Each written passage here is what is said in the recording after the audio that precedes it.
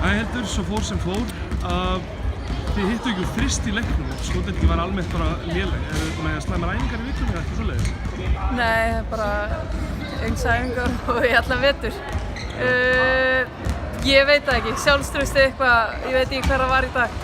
Hún er mjög línar og hérna, og ég segir, engin skotar leka niður hjá okkur, við erum með góða skotmenn. Kannan okkar er hörku skotmaður, setur ekkert niður. Ég veit það ekki, ég er mjög svekkt eftir þennan leik. Ég vona að stelpunum séu mjög svekktar og þetta frammistaðan var mjög slök, og mjög slök. Það virtist bara koma einhver uppgjöf hérna á liðið svona því leikar sem leiða leikinn og það voru örfáar sem virtist bara vera svona 100% að reyna á sig köflum. Já, ég er alveg sammála, ég veit ekki, það er ekkert að vera þreyttar eða neitt þannig.